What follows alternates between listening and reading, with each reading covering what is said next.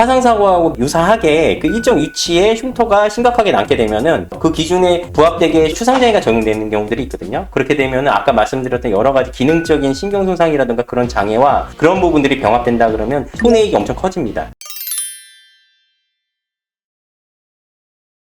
안녕하세요. 무더운 여름 장마철에 어떻게 잘들 지내고 계신가요? 오늘은 요즘에 좀 많이 이슈화되고 있고 계속 끊임없이 이제 질문이 들어오는 내용인데 개물림 사고. 오늘은 개물림 사고 이제 김선사가 처리했던 사례를 갖고 한번 이야기를 해볼까 합니다. 보게 되면은 우리 위임자분께서 이제 자신의 사업장 보니까 이제 시골에 있는 어떤 뭐 카센터 같은 조그만 자영업을 하시던 분인 것 같아요. 근데 이제 그 건물주 집주인이죠. 그분이 키우는 개가 갑자기 이제 묶여있던 밧줄이 풀리면서 우리 위임자분 피해자분한테 달려들어가지고 이 좌측 전완부하고 이 손가락을 좀 물어가지고 이쪽에 있는 근육이 파열되고 해서 수술을 받았고 그걸로 인해서 일상생활 배상책임보험으로 이제 처리받았던 사례예요. 보게 되면은 첫 번째 사진 같은 경우는 이제 사고 후에 봉합수술을 하고 나왔던 흉터 사진이고요. 그 이후에 이제 상태가 거의 마무리 단계에서 충분히 좋아졌던 이제 흉터 사진이 있는데 이분께서는 이제 중요했던 게 뭐냐면 이제 그 개가 어떻게 이제 이분한테 달려들게 됐고 왜 달려들었는지였어요. 근데 이제 뭐 사실관계상 내용은 너무 명확했기 때문에 자기가 이제 일을 하고 있었던 상황에서 그 건물의 주인이 키우는 진돗개가 갑자기 달려들고 그러면서 줄이 이제 빠진 거죠. 그러면서 이제 달려들어가지고 뭐 아무 잘못도 없는데 이렇게 다치신 상황이기 때문에 오늘 사례 같은 경우는 정말 많이 발생하는 것 같아요.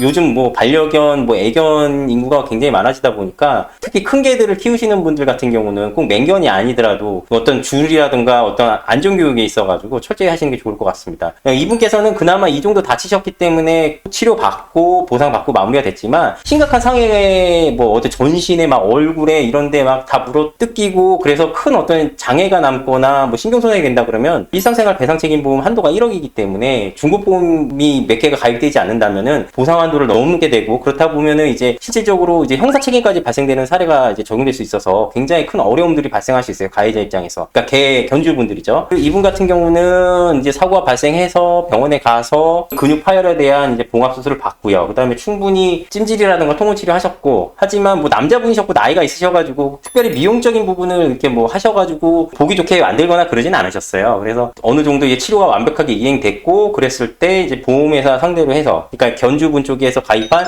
일상생활 배상책임보험으로 위자료, 향후치료비, 휴업손해, 뭐 통원치료비, 기타 뭐 치료비 등등 여러 가지 이제 보상을 받게 됐는데 이분이 차후에 상태가 너무 좋아졌기 때문에 이 부분에 대해서 추상장애가 인정되지는 않았고요. 가장 쟁점이 되는 거는 이제 화상사고하고 유사하게 그 일정 위치에 흉터가 심각하게 남게 되면은 그 기준에 부합되게 추상장애가 적용되는 경우들이 있거든요. 그렇게 되면은 아까 말씀드렸던 여러 가지 기능적인 신경손상이라든가 그런 장애와 그런 부분들이 병합된다 그러면 손해액이 엄청 커집니다. 이런 사고에 대해서 손해배상 책임 의무가 발생하는 이유는 법적으로 이제 동물 점유자의 책임이라는 게 있어요. 민법상 759조에 있는데 특수불법행위 책임이고요. 이런 경우에는 개를 내가 사랑으로 키운다고 해도 그 개로 인해서 타인한테 손해를 입혔고 육체적, 정신적 어떤 재물에 뭐 이런 문제가 발생됐다면 거기에 대한 손해배상 책임이 성립이 되니까 개를 키우실 때는 꼭 조심하셔야 되고요. 결국은 이 사례에 있어서 보험회사와 가장 쟁점이 됐던 거는 이 흉터가 발생한 부분에 대해서 이 흉터에 복원하는 향후치료비 그러니까 이 성형수술에 들어가는 이 비용들 이 부분이 얼마만큼 인정될 것인가와 그 다음에 이 부분이 이제 위자료 이분께서 이제 이 개사고로 인해서 뭐 일도 못했고 그 다음에 고통스러웠고 정신적으로 너무 이제 여러 가지 어려운 상황들이 발생하셨을 거 아닙니까? 일정 기간 동안 거기에 대해서 위자료 범위를 어디까지 산정할 것인가 이런 내용들이 쟁점이었어요. 이거를 갖고 좀 사정서 쓰는데 좀 쟁점이 있었고 그 내용을 갖고서 보험사 담당자와 의견 개진이 충분히 이루어져서 최종적으로 사정사가 들어가고 거기에 대한 손해액을 확정받았죠. 나름대로 뭐 큰 사고라고 하기에는 좀 그렇지만 저희들 입장에서는 너무나 질문도 많고 비일비재하다 보니까 개물림 사고에 대해서는 항상 좀 상담을 많이 하고 있고요. 많은 안내를 그냥 드리고 있어요. 그래서 이런 개물림 사고가 발생한다면 우선은 첫 번째는 그 개사고 당시의 사실관계 견주가 개를 어떻게 관리를 했고 개에 대해서 그 사고 당시에 어떤 조치를 했는지 그런 내용들이 명확해야 되고요. 될 수 있으면 피해자 입장에서는 이런 사고가 발생했을 때 경찰서에 신고를 하셔서 사실관계 명확하는 게 좋아요. 왜냐하면은 나중에 책임관계가 좀 불분명해져가지고 과실이 뭐 생길 수도 있고 물론 이분 같은 경우는 전적으로 그 견주가 개주를 제대로 그 안전관리를 안 했기 때문에 개줄이 풀리면서 덤빈 거라서 이분의 책임은 없었습니다. 하지만 뭐 예를 들어서 보행을 하다가 요즘에 개를 데리고 이게 산책하시는 분들이 많이 있는데 개한테 갑자기 어떤 행동을 해가지고 개가 갑자기 덤벼들었다던가 그런 문제들 그런 거 굉장히 많거든요. 그렇기 때문에 그런 어떤 사실관계에 있어서 명확한 구분 지어야 하지만 가해자나 피해자나 서로 과실범위, 책임범위를 명확하게 할 수가 있습니다. 그렇기 때문에 그 부분들을 꼭 알고 계셔야 되고요. 그 다음에 또 중요한 거는 견주분들은 자신의 개가 정말 크고 만약에 위험하다, 그러니까 사람한테 공격할 수 있는 여지가 있다면 산책하실 때 꼭 될 수 있으면 입마개 하셔가지고 다른 사람들한테 피해 안 주시는 게 가장 중요하다고 생각을 해요. 내 개가 아니면 웬만하면 안 만지려고 하시는 게 제일 좋고요. 그냥 눈으로만 이렇게 이뻐해 주시는 게 제일 좋은 것 같더라고요. 저도 이제 개를 키우는 입장에서. 예, 오늘의 보살님 공성 영상은 여기서 마치고요. 오늘은 이제 가장 많이 물어보고 요즘 상담량이 많아지고 있는 반려견 사고, 개물림 사고에 대해서 이야기를 해봤습니다. 개물림 사고에 대해서 또 문의가 있으시다면 저희 그 보살님 공성 질문 창구 이용하셔서 적극적으로 해안을 찾아가시는 것도 좋은 방법이라고 한번 말씀드리고요. 오늘의 김손사의 이야기는 여기서 마치겠습니다.